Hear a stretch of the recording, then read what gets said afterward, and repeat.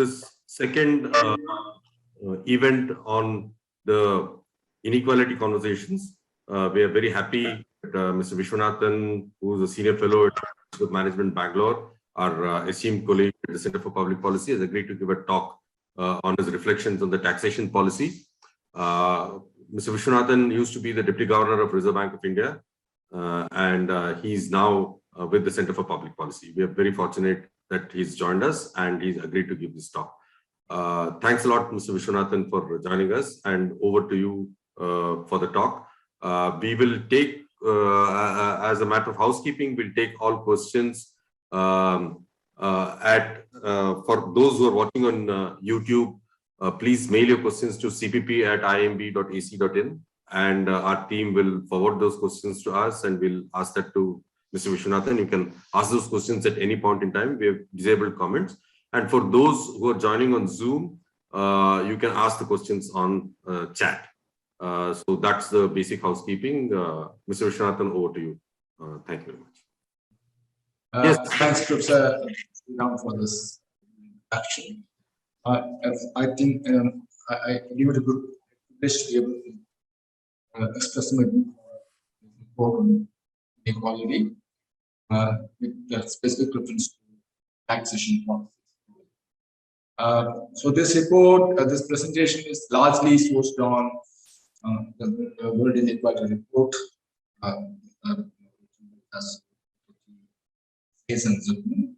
which in turn, is an anthology of work done by different people for the World Inequality Lab. So when we look at taxation policies, I think we first need to understand the dimensions of inequality. And it's very interesting to know that this global inequalities in terms of income and wealth distribution is phenomenal, much more than what it is.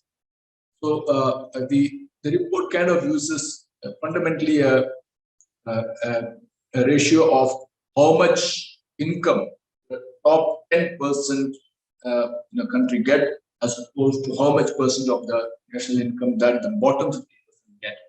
If you see this chart as an income level, you can see that the top 10% get 52% of the national income, global income globally, and the bottom 10% get just 8%. It comes to the inequality is much more severe. So if you look at the top 10%, own 76% of the global wealth, and the bottom 50% just 2%. It's an amazing number even globally. Having said that, the dimensions of inequality between regions, within countries are different, and in many cases, in some countries, the distortion is much higher as opposed to when regions have those are involved in that.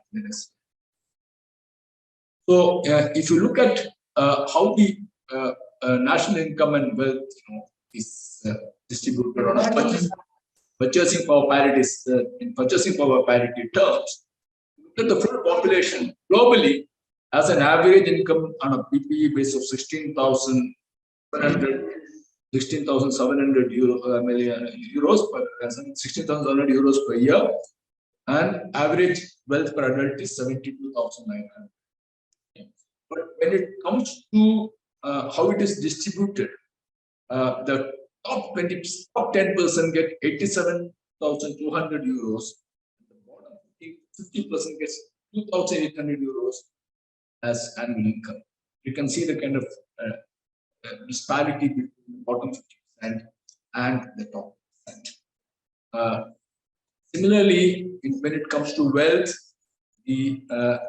globally the average wealth per adult is 70,900 euros on purchasing power parity basis, and while the bottom 50% gets on an average 2,900 euros per head per capita, but it's 550,000 or 551,000 per adult, top 10. So this is another dimension. So I was saying that the what do you call distribution is varied across regions. So if you look at the sub-Saharan area is 31%. Then you have Southeast Asia, in which India will come and it goes up 115% and at 315%. So you can look at average income of the world average is like this globally. So in South and Southeast Asia, the average income is 50%, while in US it is 300, and North American 350.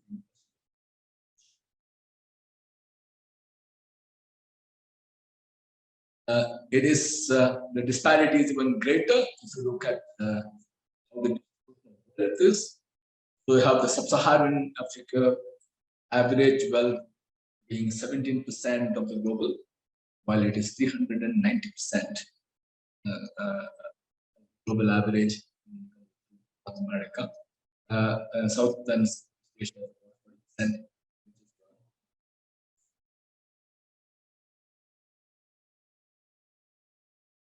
So if you this is another interesting chart. So if you see the distribution between three subsegments of the population, you have the bottom, the top 10%, then you have the middle 10% and the bottom 50%. So if you look at the top 10% in most countries, for example, at least in East Asia and North America, the top 10% have more than 40%, but the middle 40% income.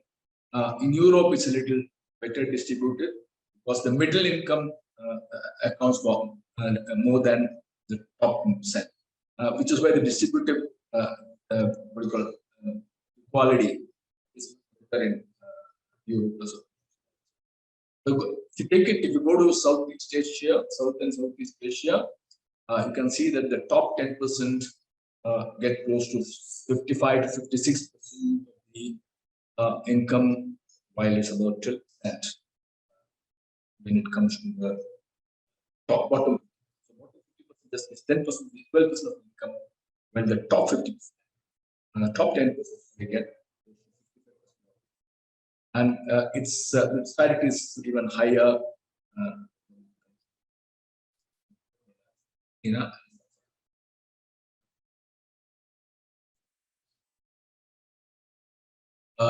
So if you look at the income gap, so again, the top 10% average to bottom 50% average. So how many times is the average of the top 10% the average of the bottom 50%?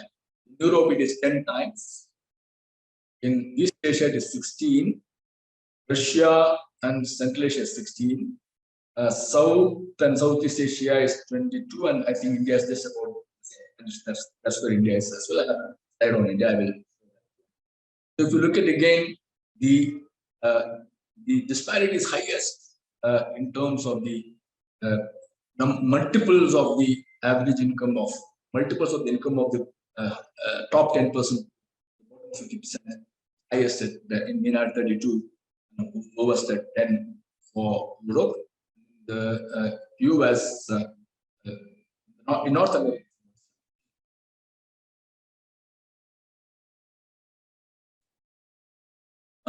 Same thing we can see even with regard to wealth. You see this distribution is the same way with regard to wealth distribution. So the top 10%, unlike in the case of income, wealth distribution, if you see, is more skewed even in Europe vis-a-vis the middle 40%, and top 10% owns close to 60% even in Europe. while the top, while the bottom 50% just less than half, less than about 5%. In South and Southeast Asia, if you look at it, it's close to 68% for the top 10%, and about 6% for the bottom. And the middle is close to East Asia, and it's about, if you go to Latin America, extremely skewed, with the top 10% earning close to 80% of the wealth, while the bottom 50% have less than 2%. So globally, you can see that the inequality distribution across regions is also like, and therefore the report incidentally points out that while there is inter-country, inter-nation or inter-region what do you call inequalities, the inequalities within regions and inequalities within nations have been much greater, adding to the inequalities. So if you look at how the global public and private role, so what's very interesting is that over a period of time, the public wealth has, as the total wealth has kind of been dwindling. So if you look at globally, what's happened is the global wealth is 600% of the global income in 2020, and 525% of that, out of 600% is net worth.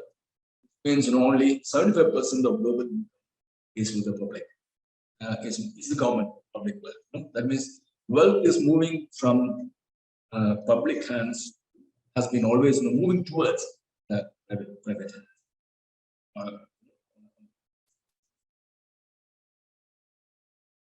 But I thought I'll just look at these dimensions for India specifically as per the report.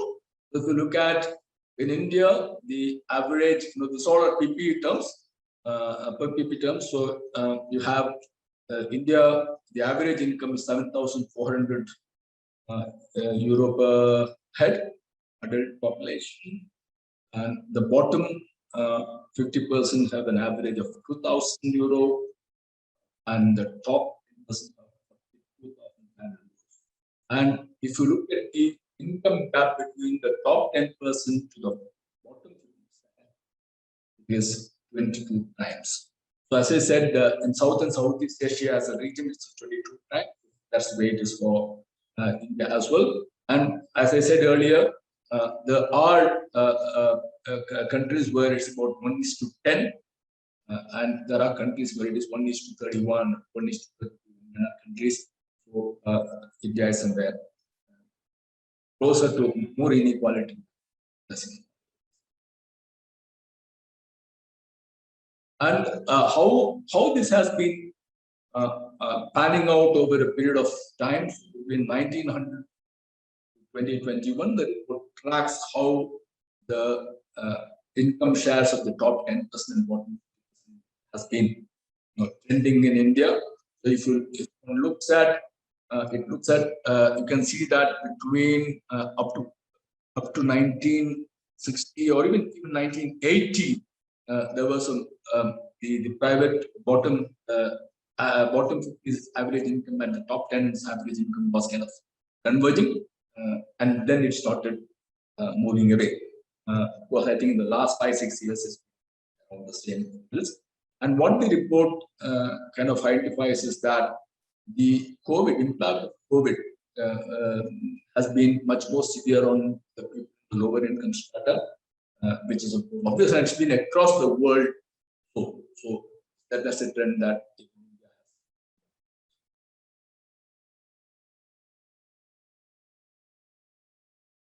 So this is the graph for wealth distribution. The earlier graph is for income distribution. This is wealth distribution from 1995, and if you look at the disparity,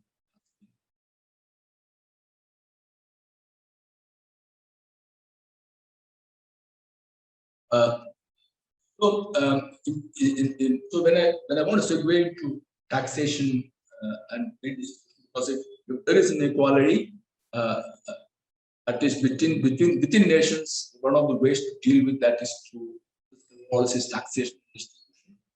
And this graph shows how the changes in the post-tax and distribution has been in terms of income. So if you look at here, in Europe, for instance, the dotted lines are after income tax and all transfers, after the post-tax effect. So if you look at before tax, the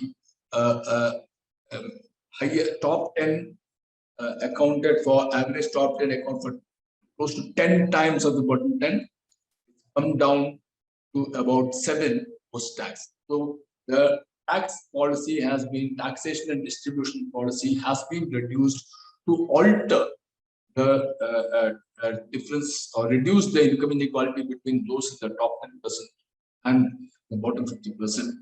This policy, so that number of times the disparities down. Post-tax in US, Europe substantially is about 4 percentage points. In East Asia, in Russia it's about 3 percentage points. In Southeast Asia it's about 6 percentage points.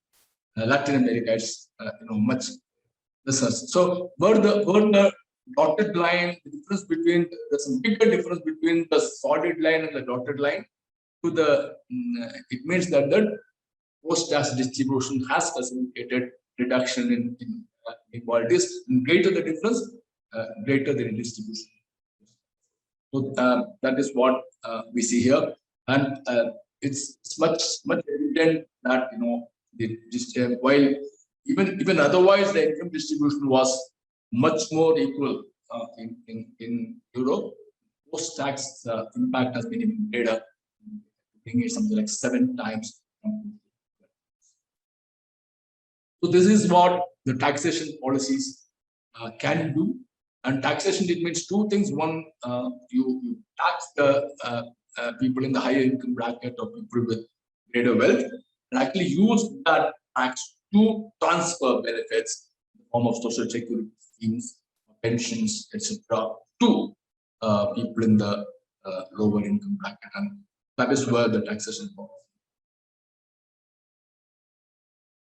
So this is an I've just the report plots this data, and what it shows is, you see here, what is the redistribution post-tax. So higher the change, better the redistribution. So it's until, so higher on the left, on the y-axis, means the post-tax change is substantial. So if you look at higher states in North America, then you have Europe. So what it means that if you're on the right, the pre-tax inequalities were higher. Top you go on the y-axis, there is a greater redistribution post. So that's what this graph shows. And if you look at the yellow, which is South and Southeast Asia, where India stands, it was 22% pre-tax, and about 14% post-tax. So, there's some distribution, but not as high as one would love to, given that the pre-tax inequalities.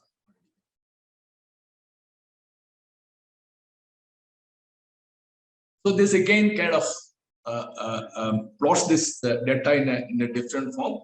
So again, what this would show is that greater the dot, to lower in the right, lower in the y-axis, and left on the x-axis, then one pre-tax distribution itself is equal, and post-tax distribution makes even more equal. So if you look at so long as the dot is on the right side or below the middle line, it means that there is some positive change post the tax. there are some countries where it is reverse. That post-tax is getting worse. That's a terrible case. But obviously, this graph shows that post-tax changes in Southeast Asia, even in India, are not as much as, given that we have a fair amount of free taxes. So one of the things that the report suggests in terms of what one can do going forward, they've suggested a wealth tax, and they have identified 3 different levels of wealth tax. The argument that they make is that globally, the wealth tax in India, for instance, was abolished in 2015 because I think what was collected was close to 1,000 crores, and it was not worth the administrative cost of collecting them. In turn, it was kind of added to the overall income tax in the form of additional surcharges for with higher income. But otherwise, what we have for wealth tax today is only property tax. In many countries, in most countries rather, those taxes are flat rate. So, irrespective of whether one owns a multi-billion-dollar mansion or a single one-room apartment, rate of tax is the same. So, one of the things that the report suggests is that we have a progressive wealth tax. In fact, they are not even saying property taxes, progressive wealth tax, and it gets cheaper on an incremental basis, like we have the progressive income tax. They have identified 3 different scenarios of the progression. So if you look at in the first scenario, the minimum is 1%, which goes up to 3.5% for people above 100 billion. The second one, it's 1 million for the first bracket, that is up to 10 million euros, and goes up to 10% in the highest bracket is over 10 billion. The last one is very, very steep, and they themselves believe that it's unlikely to work.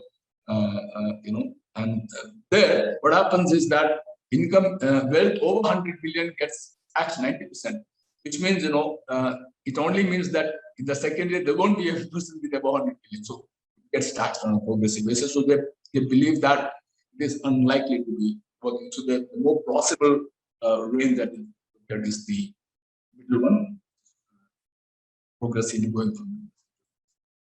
And based on these scenarios, they have calculated what can be the additional revenues that can be generated in terms of percentage of global income. And if you see in this, we find that additional tax which will be paid in the first scenario by people above $1 billion will be 0.2, 0.4, about 0.34% of global income will be additionally raised to this taxation, wealth tax of this level in 2021. Similarly, in the second scenario, where the minimum is 1% and maximum 10%, the global revenues goes to about 7%, 0.7% of the global income from people with wealth above $1 billion. And of course, in the extreme scenario, additional income, tax collected will be about 3%, more than 3%. That's about 3.2% of the global income, if will be collected as wealth tax from above $1 billion wealth. This is the calculation. So obviously, as I was pointing out, the authors themselves do not foresee the possibility of tax scenario 3, though they have suggested a possibility of one-time wealth tax to deal with the COVID problem, but not as a regular. But obviously what could possibly be sustainable is this, but there are always questions about how you administer wealth tax, and there have been issues there. So many of the countries have moved to, as I said, property tax as one of the ways to collect income, and that at present across the globe, what do you call flat rate rather than so the next issue that comes to question. So one is whether can we impose a progressive wealth tax. For example, in India, of course, the property taxes are levied by the state governments or many times even the municipal corporations, or you have a stamp duty on sale of property. So one needs to kind of look at whether they are. I think if you look at the property tax rates are reasonably low. I think, and obviously they are flat. I think maybe there is scope to increase the property tax rates. The tax would go from it doesn't matter whether it goes to central board and state or collected by the state, but can be used for. The second issue that has been discussed is on corporate taxation. So if you look at globally, the corporate tax rates have been declining. So in the last 3 decades, it's declined from 49% to 24% across the globe. And there is what you call a competitive taxation policy leading to race to the bottom, so to say, because lower income corporate income taxes are seen as a way to attract global investments into our country.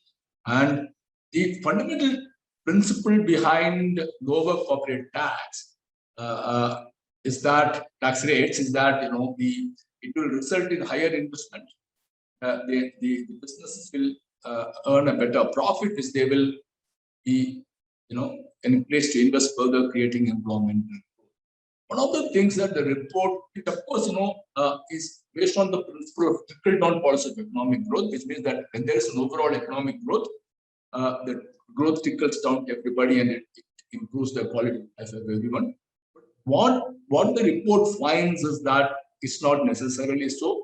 In fact, it has established that in the US, when the corporate tax rates were close to 49%, 50%, the growth rate in US was 2.2, and it has actually declined further with the reduction in tax rates. Inequalities are actually. So the policy of trickling down of economic growth has not kind of proved. At least either it is trickling down too little and too slow, or not trickling down at all. And in fact, the other point that has been also articulated in the report is that the inequalities post the Industrial Revolution, when there was a lot of investment in the private sector, but they were taxed highly, was much better. There was much greater distributive justice at that time. There was more growth. And so the argument that you push growth by facilitating private sector investment, and that will result in population of income and generation down the line, has the report is. So one of the issues that that comes is that what happens when corporate rates, income tax rates are lower, is that people tend to corporatize individual income. So suppose if one is an investor in equities, okay, in India too, one can set it up as a corporate entity, set up a company and do that as an entity, which means that one applies a lower tax rate as compared to what one would have done had it been done on an individual basis, number one. Number two, there are more deductible expenses that a corporate can enjoy as opposed to an individual. So it results in incomes moving from individuals to corporates, which in turn reduces the total tax of the government. The second part of this issue is that the point that I made, namely there's a global competitive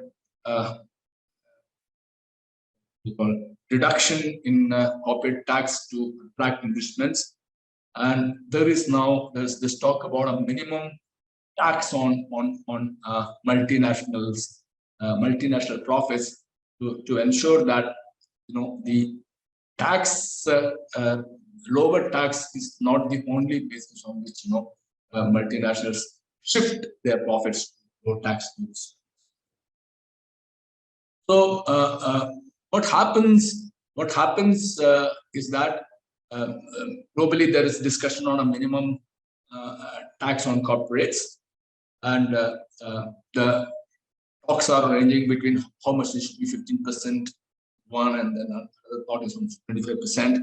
The principle that is applied is that if any country levies a corporate tax less than whatever is the global minimum tax, then the home country of the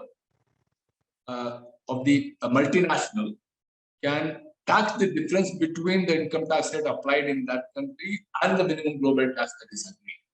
Ironically, what it does though is that I put this number. There's also a report. It says that there are cases where you can do 15% with certain exemptions and then without exemptions. Even at 15% tax minimum tax globally, if you see the additional income for India will be about $0.5 billion, and at 25% $1.2 billion. And for the US, it goes to 164 billion euro, and for Europe it's around.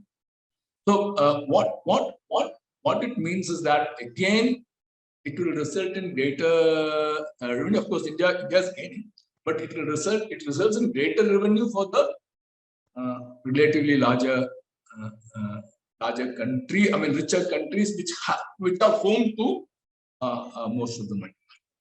So that's what this kind of result in. But yes, so long as the tax rate in any jurisdiction is higher than the minimum rate, number one, or that jurisdiction is home to multinationals in jurisdictions where the tax rate is lower than the minimum, that jurisdiction again. So larger the number of multinationals in the jurisdiction, greater the benefit of the minimum tax, global tax. There's still discussion that's going on. There are multiple issues with regard to this. For example, it has to be applied jurisdiction and not global. So what it means is, for example, if the home country has a rate higher than the minimum rate, it collects that. But in the host country, if the tax rate is lower than the minimum rate, the home country collects the difference. So that is how. So it is jurisdiction. The tax determination will be done and will be taxed by the home country, which is the parent to the which is hosting the parent of the multinational. The other issue that from the taxation principle that's also which is coming on is of course whole issue of corporate tax or individual income tax. There's also the issue of unilateral approaches. For example, US passed this FATCA, under which all jurisdictions are supposed to provide exchange information with respect to US residents who have accounts in their countries or assets in their countries.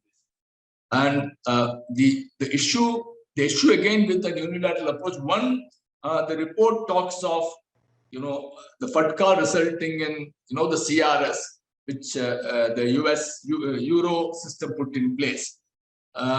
So it says that if somebody starts some significant jurisdiction or some significant jurisdiction start, it would result in greater effective exchange of information resulting in taxation and flight of tax, avoidance of tax. But what is very important, as I think one should understand, is that FATCA works because there is a punitive element for non-compliance for the entities that do not provide information in the form of 30% withholding tax on dividends that are payable in US for that entity. Again, it gets into the question of economic clout of the entity.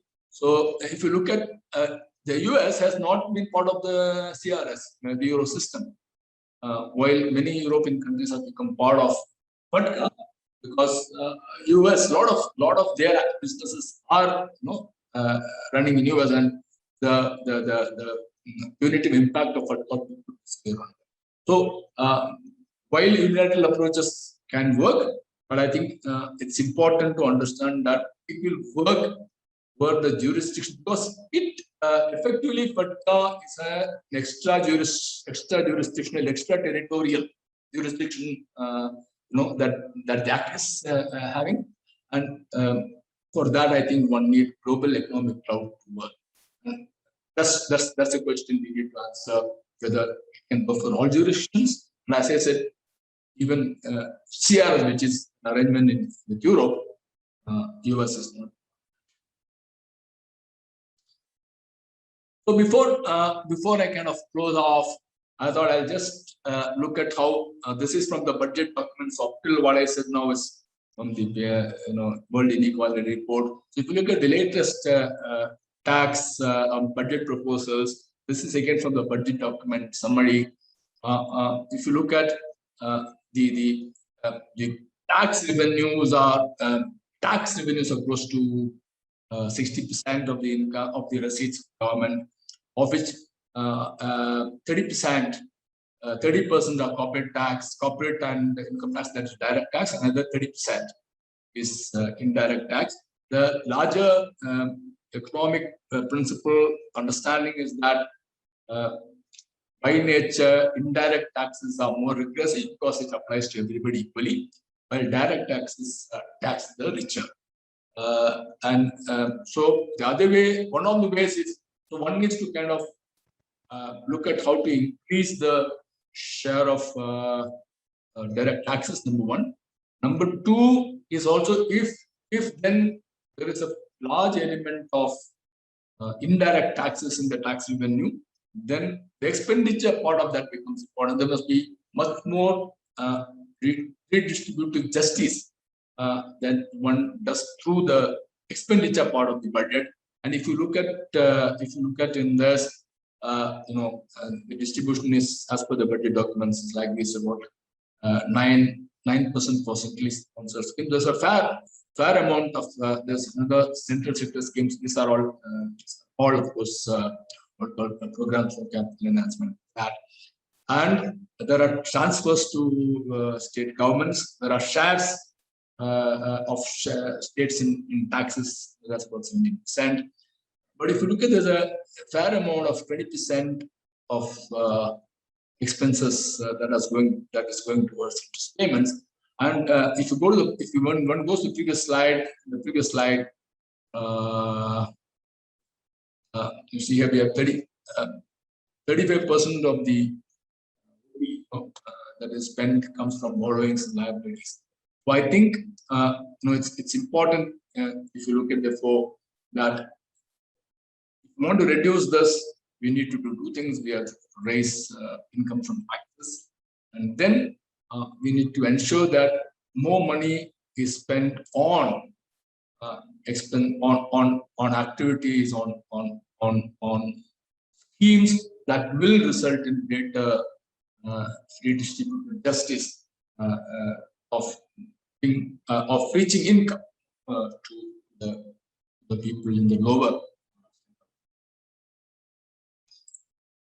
So maybe one of the among the things that I thought we could therefore, in terms of conclusion, can say is even though India benefits less as opposed to what other countries benefit, India benefits nevertheless. maybe the furthest convergence of global minimum corporate taxes. I think important, which will mean that the location of business will be more driven by efficiency concerns, which is ease of doing business, transaction costs, labor costs, and things like that, rather than pure tax considerations, and will also prevent the race to the bottom. I think more progressivity in property taxes is one thing that we should work towards. And one way, as a fiscal policy measure, one is that as I showed in one of those earlier slides, target a specified change in the post-tax distribution. So if it is reducing from 22 to 18, targeted to 8, 14. So bring that. So use the fiscal policy, both taxation and redistribution. So when I talk of fiscal policy, it's both the taxation and the expenditure part of the government. If it can target a post-tax, post-transfer changes in the income inequality, from where it is today, maybe every year 2 percentage point, 2 percentage points, then maybe that is also another way to look at how we can progressively reduce inequalities. And I think the report intended talks of a lot of leakages across the globe. There is avoidance, there is evasion, and they do talk of a fair amount of strong tax administration, adequate exchange of information between countries to ensure that taxes that are due to be collected. So I think that is what I had to present from my side. I have a few questions from the chat box. There are other questions. Yeah, Mr. Vishwanthan, I'll read out the question in the chat box. This is a question from Kalyan Singhal. How to find data on income distribution in India, preferably over time? That's point number 1. Point number 2 is, what is the current poverty level income in India after the Rangarajan report? And how do you measure poverty? If you have some on this, then Arpit, what I ask is, I request Arpit to directly sort of come online and ask the question himself. You can stop sharing your video, Mr. Vishwanthan. Yeah.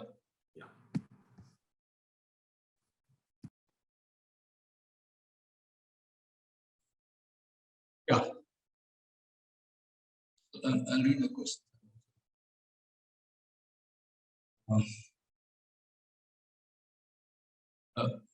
How does in fact, obviously, the data that I have collected is from the report from the income inequality report. How does one find data on income distribution in India? Preferably over time. I think there is some information which India reports, I think, to the World Bank. I think IMF, OECD also. I think we have. I do not have an idea on that. Does the analysis of redistribution account for company? Everything. So I have mentioned that the question of redistribution of account. It's all. So when you say it's a total, one is total tax collected, and what happens to the income of individuals post transfers and taxes, and all taxes are included and all transfers are included as per the report. So everything into then there's a question on. As I said, generally it's an accepted principle that because Can you put your video on, please? I mean, video off. I'm sorry.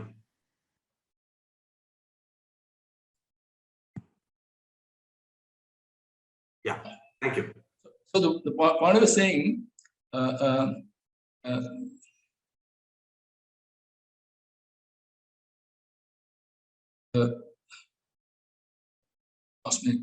Arvind will ask the question himself. Yeah. Then respond. Hi, Mr. Vishwanthan. So I think the first question on corporate tax you already answered in the second half of the presentation. I had asked it before that. The second one is, indirect taxes also have implications on equality, right? So how do you that in terms of? Yeah. So two parts to it. Number one is that we need to obviously increase the share of the larger principle is that indirect taxes are, because it's the same rate, it is more, they are more regressive. One. Second is of course that if you have if a large source of income comes from indirect taxes, then also use that to distribute more to the people below strata. So one way to reduce the regressive impact of the indirect taxes is by at least skewing your expenditure in a manner that more of the money goes to the people, the lower sector. So use that for social security. So it doesn't matter if ultimately, even if the rate is the same, technically the people who consume more will also pay more taxes. And that, if you're able to distribute to those people who have a lower income, there's some kind of a redistributive justice, I think. But the general, if you look at globally, the share of direct taxes is invariably higher. Number one. Number two, for a country like India, we also need to raise the tax to GDP ratio, because as I said, one of the things that we would want to control is the interest expenses of the government, and that's because government has to borrow. And if it can therefore raise more revenue, you have that much leeway to spend the money on, social security and that, and on paying. I think we need to increase the tax base. We need to increase the tax to GDP ratio, and ideally, as I said, increase. So a progressive property tax or a wealth tax will kind of result in some redistributive justice. And more importantly, I think on the expenditure side, spending on social security, health, and education.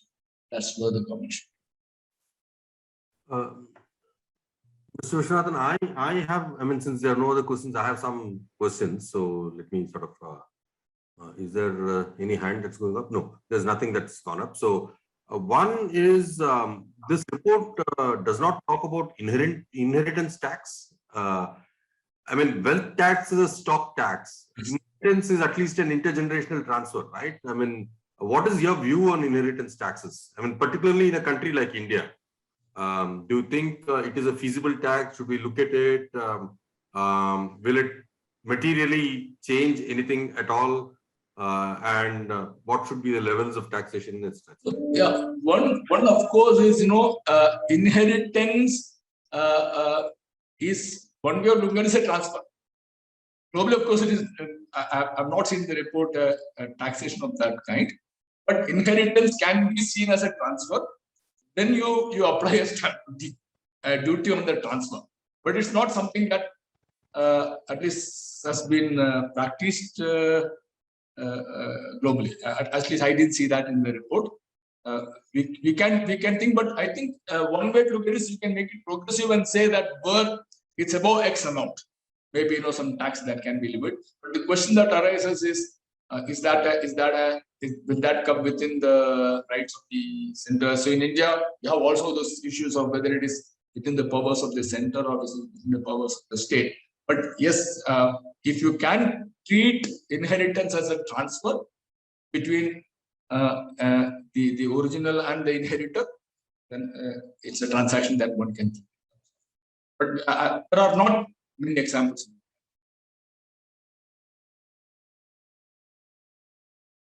Yeah, mute. So the other question is, is there any other way in which you can look at this problem apart from very steep wealth taxes? Obviously, you know that from the time the inequality report has been launched, there have been a series of articles here and there saying, oh, how can you do this? You're punishing the rich for having earned their wealth. unless you reward the wealth, how will more wealth be created? And this is an aspirational world and so on. In that discourse, how do you look at this, fairly unpopular recommendation that? The point is that the report kind of argues and with data that there has been much greater economic growth and better distribution, lesser inequality in times of higher taxes and the higher brackets. As I said, in the US, they have identified cases where actually the growth rate came down. So, as I think even the editorial or the forward, Babijit also talks of, they're saying that this whole principle of trickle down has not really happened. So the principle of saying that don't, how they should enable them to create wealth so that it can be distributed, but that's not happening. It's not resulted in unequal. It has resulted in greater inequality. So I think there needs to be some way of progressive taxation on wealth. I mean, obviously you can't tax at 90%. That will be that will be punitive, and there is a need to create wealth, undoubtedly. But I think it's also important that wealth is being created because the system is providing them an environment. I think as Professor Abid mentioned in his earlier first lecture, you need capitalism, but you need capitalism, but it cannot be an unregulated laissez-faire. So obviously there is a fair play system that has been in place, and then you create you need to create that. Otherwise, globally, the other concept must arise. There is this whole concept of tunnel effect. So if it results in too much of inequality, it could result in upheaval, social upheaval. I think society requires to ensure such events. We do not give an option, give rise. So while it is obviously unpopular, it has its own administrative difficulties as well. As I said, it was abolished because what was collected was 1,000 crores in 2015 is abolished. But I think we need to find some ways to tax the relative rich for the. So the current additional surcharge of income, I think, is because as we saw, the wealth distribution inequality is even much higher than income inequality distribution, and therefore we need to kind of understand. So there is a question by Hari. I'll request him to ask. Hari, are you able to? Yes, I'm able to unmute myself. So, sir, thank you very much. I am a layman so far as taxation is concerned. So my question was basically this, in the current environment, the entire thrust seems to be on reducing direct taxation. It's often argued that the incentives for entrepreneurship and innovation are killed if you, tax the rich and feed the poor. So, India seems to be going in the direction of reducing direct taxation rates. And so, what are your reactions to that in the context of this report? And the second part of the question was, at least from what I noticed in the presentation, it looked like the redistribution was much better in Europe. So I was trying to understand what redistribution really meant. Is it redistribution in terms of direct subsidies to people, like we have a lot of schemes here in India, or is it just a better provision of basic services and infrastructure? And what can we learn from there if we were to make things better here in India? So those were the two questions, sir. So one you see is globally the move is towards reducing corporate tax. Okay, so whether by increasing corporate tax, for example, a country like India, how exactly we will attract investments. We need investments from outside to support. So we need to also create an environment for that to happen. Number one. The second point which is argued in the report, as I said, is that it has, at least in many cases, it has not resulted in growth. Though technically speaking, one can say, for example, one of the things that people talk about in India is that the corporate tax reduction year before last has left a large kitty with the industrialists, and what are they doing? Obviously, one way to look at it is obviously many of them have actually reduced their debt burden. Maybe they are now ready to invest when the economy is ready to go forward. But what is more important is also the quality of expenditure. So if you see what happened in Europe, initially they had a fairly high tax rates, and what they have is those minimum social security schemes in form of minimum wages. So there's minimum employment guarantee schemes, for example, in France, that they have which enables people who do not have a minimum income, they are provided by the government. So, and that is coming from the government support. But mind you that it comes in the form of contribution from the taxpayers. There is contribution for social security schemes by the employer and the employee. So there are taxes in the form of what we call income tax, contribution to social security schemes, which they raise and use that to provide benefits. So it is both a function of taxation and what we call redistribution. Obviously, you begin at a better scale in terms of overall economic development. It's much easier to do some of those things as opposed to you are in the lower land. So obviously, there are, if you see the budget distribution that I saw, there is a fair bit of expedition going in the form of various schemes of this. But what I thought was happening was, in the past, we were using the banking system as an alternative to fiscal policy. So it shows that there are limitations of using the banking system as an alternative to fiscal policy. And I think we need to use fiscal policy, but fiscal policy is required, and banking system.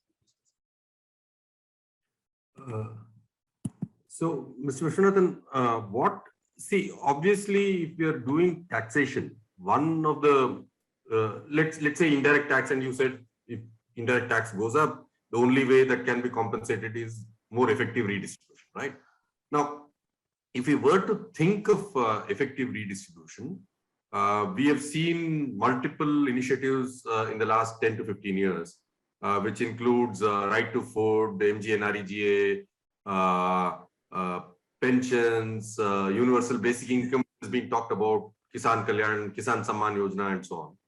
What do you think is a good way? Because, the people who are talking of wealth creation and critiques of this, inequality report usually say that you're making, through redistribution, you're actually making poor lazy and non-aspirational because you're throwing money at them. Is there a valid argument there? Is there an alternative way of doing effective redistribution? What do you think is the way one needs to approach this? The fundamental point is, when you say redistribution, one need not mean distribution in the form of cash. That could have its own. So you could have a guarantee scheme to ensure that there is a minimum employment. That is different from pure cash doles, number one. But what we need to do is, in terms of the quality of expenditure that the government does. As I said, the government needs to spend more on providing social security in the form of better health care, providing good infrastructure. Infrastructure, for example, is a income multiplier. It results in multiple, industrial activities being pushed. It will result in more employment. So, what I'm trying to say is that the government should, spend money in areas where it creates better social infrastructure on the one hand, and the quality of social infrastructure is such that people are able to use them. So, for example, you have government schools where there are no teachers. So, therefore, the poor people do not get quality education. There are, what do you call, schemes that actually are not quite implemented. And then you have also, for example, the capital expenditure. I like the idea of capital expenditure put in this budget. But again, the question is the timeline that will take for it to actually reach the people down the line. So obviously, you can't give goals. You also need to create growth in the system. So I think for me, social security has to be a backstop. Social security cannot be the front one. And that is what has been working in those countries. So when you have a backstop and the economy grows, then the private sector takes care of that minimum requirement, because the government is spending on what the government needs to. I think that's the way I see. There's one question by Kalyan about poverty, which let me ask that question once again. I saw that. I don't have information. I don't know. Don't have an answer. Fair enough. So let me then get back to my own questions. I have a few more. One is, what do we do with spatial inequality? Within the country, we have the Finance Commission Award, which sort of ensures that there is the tax collection in sort of economically active rich states goes to backward states through the award system. But globally, there is no way that we can look at this spatial inequality. Should we even be worried or talking about it, that there are rich nations, poor nations, and how do we? I know through IMF, through World Bank, there might be some intermediation, but obviously it is not. It's a very blunt tool. It's not just a blunt tool. The report, in fact, says that these transfers have been paltry. So, in fact, that's one of the worries I have with this, minimum global tax. As I said, the single largest beneficiary of that tax is like $140 billion that goes to US, close to $130 billion that goes to Europe. If the minimum tax is 35%, then it's a little lower if it is 50%, and India gets just $1.2 billion. So ultimately, the argument that the report makes is that there has not been proper inter-country transfers of wealth, and in fact, for all I know, in many of these cases, the advanced countries are generating wealth from poor nations, but it doesn't go back to them. And it has been argued that the amount of transfers that advanced countries get back in the form of dividends on their corporates is much larger than the transfers that they do in the form of grantors. So there has to be. This is a utopian system we are talking of, and I can tell you, I'm sure you are also aware, there was so much when even Germany was united, so much of difficulty in developing the eastern part of Germany, which was much backward as opposed to West Germany at that time. So it's an ecosystem that has to develop, but I do not think in a world of this kind we are going to create an interspatial distribution of wealth of the kind that you're talking of, where the rich countries will transfer wealth. So there are mechanisms, but they are obviously very less in terms of the effect. So I guess in that sense, the report has its limitations, both in terms of even when Arpit presented the environmental inequality, the solution was still a wealth tax and a income tax sort of a thing. Looks like there is one solution, which the report obviously is. Hari has one more question, so I'll ask him to ask the question himself. Hari, please go ahead.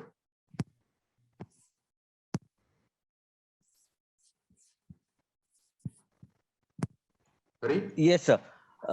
Sir, actually, again, it comes back to where the country is going. So I wasn't sure whether this data actually captured, this report actually captured the data from the last year or last couple of years when the COVID impact has been really severe. Yes. It appears during this period that gap is only widened significantly. I mean, Yes. on the one hand, the poorer segments are really struggling for livelihood. And on the other hand, if you just look at India data itself, the number of startups getting valuations beyond, recognition. So it seems like a real challenge. This gap is getting wider, and yet our own focus right now is on the a long-term policy for investments, which initially at least benefit the corporates more than and if you look at allocations to Manrega and health and a few other sectors, it's actually stayed stagnant or it's even reduced a little. So I'm just curious, how do we take the message of this report and convey to the policymakers that there is an issue? I mean, I know there is a political dimension here that I'm talking about, but I'm still wondering. They must be seeing this. They must be seeing that this is coming from actual data. So, how I'm just curious how to deal with it. I'll also kind of explain it with a slightly smaller issue in an organization that I chair. We were just discussing today this whole climate change. There is supposed to be a transfer of funds to developing countries, and this whole thing was around the carbon mechanism, the trading of carbon, and the prices of carbon have shot up to 70-80 euros per ton, and still the transfer that would happen to India is only about $10 to $12 per ton. And it's this intermediary who's managing this whole process, who's sitting somewhere in Singapore or UK, who gets away that $60. So even when we talk about mechanisms that look at redistribution at a global scale, in practice, they don't seem to work because we are always at a disadvantage, either in terms of getting that transaction through or otherwise. So I'm just curious, where do we find an answer to this without necessarily looking outside of India and the global redistribution? How can we manage this locally, and where do we push? Where are the levers that we need to push? What I'm saying is that there are the report presents one view. Okay, they have argued, as I said, that the trickle-down policy has not worked. I'm not saying they are wrong. Okay, but again, look at the whole push on wealth tax, the whole push on global minimum tax. If you look at it, is only distorting. So, as I said, a global minimum tax of 25% gives India 1.2 billion euros as opposed to US getting $164, Europe getting $130. Okay. And there is, while the report does talk of, the report does say that a fair bit of inequality is intra-nation rather than inter-country. There is this issue of, ultimately, as Professor Sriram also raised, this issue of how do you deal with interspatial issue, and actually the report has a blunt instrument of wealth tax and redistributions in that.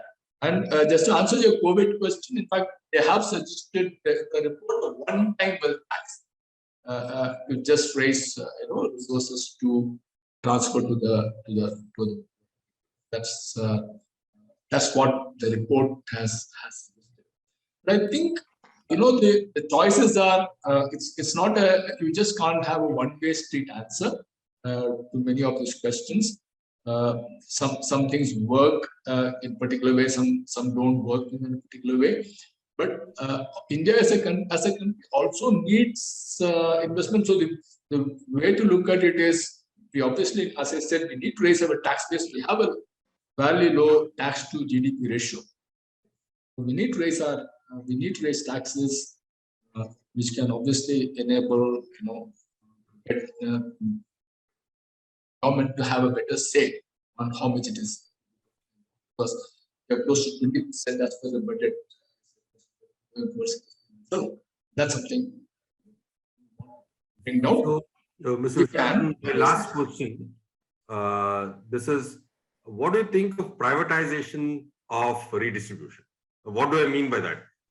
Your CSR 2% is privatization of redistribution. You're giving the private sector a chance to redistribute according to their choice of their pet projects, or allow all these people to accumulate wealth, the Bill Gates of the world and the Omidyars of the world, and set up their foundations and keep, helping their own causes, which would possibly lead to spatial redistribution, sectoral redistribution, depending on what they read. I mean, how do you look at this possibility? If there is a greater structure to privatization of redistribution, do you think that's a more efficient way of achieving some sort of equality, or do you think I'm living in an alternate utopian world? I think at least the cases that we have, I mean, we still do not have adequate evidence. Maybe there are a few examples here there that the private sector would redistribute wealth voluntarily. There is no evidence there. I mean, as I said, globally, even countries do not want to do that. By individuals. So, and even if you look at what's happening in India on the CSR, there's so much of clamor to lighten the way, to reduce the impact of non-compliance, and the effort is to find some way to meet the target rather than really do. So you will see under any system you will find a few who will do it, do things in a substantive manner. But I think mostly people will look at ticking the boxes. So some kind of what you call a CSR system. I think at least in a country like India we need. But the whole problem that we face, whether it is this or whether it's taxation, is also the whole issue of administration. So I think whatever we do, whether it is globally, whether we do nationally, there is an strengthen the overall quality of administration and implementation that the necessary impact is. So, to ask me my question, my answer to the question is purely privatizing, what do you call it, social economic redistribution. I think it's not going to work as much as we would love it. So I'm tempted to ask one more. I'm very sorry about this. I'll assure you will be the last question. This is something which I'm working on now, and also relevant to you because you've been a central banker. Let's assume that we need more spatial redistribution of wealth. Should we liberalize Foreign Contribution Regulation Act? In the sense that will open up a natural flow of aid from this thing, not necessarily through the state or multilaterals or bilaterals, but through civil society organizations. That's the one. And obviously, as a central banker, you'd be, worried about money laundering and related stuff. So, is there a concern, or is it possible for us to ease that route? I know that it might not make a material difference, but even a small difference is good enough. So, if you look at the issue with regard to foreign FCRA, is the purposes for which these funds are being used. Okay, because of the FCRA, as I can tell you, has no central bank angle to it. It's purely a government regulation. It's administered by the government of India, and RBI kind of conveys our government decision. The issue that has been raised off and on is again what purpose is this money coming for? So it's very important because I believe whatever, whether it's private sector or foreign currency which is coming, we need to have some measure to ensure that they are, because a country like India is resource efficient. We need to have we need to have foreign contribution for economic activities. Okay, I do not know whether it's necessary that as you also said, it's a very small, very small. It's not going to make a big difference either in terms of value or in terms of its impact. It could be symbolic in one sense, but I will be a little cautious in terms of will not be one need not be what do you call looking at it with a sense of suspicion. There is need for caution. Thanks a lot, Mr. Vishwanthan. I think there are no other questions, so we'll stop today's talk here. I am extremely thankful that you took time off and came all the way in order to address and pick up this issue. Thank you very much for your insightful presentation. We have another presentation same time next week, Monday. Professor Trilochan Shastri is going to talk about income and wealth inequality. So please join in. This is an invitation for all who are still online. It is not that all our presentations are going to be on Monday evenings at 7 o'clock, but it so happens that we have been able to schedule these on Monday evenings at 7 o'clock. But next week, I will let you know what the subsequent presentation would be on. We have talked to a lot of our colleagues and we have a series lined up. Please watch this space, and thanks a lot for joining us. Thank you.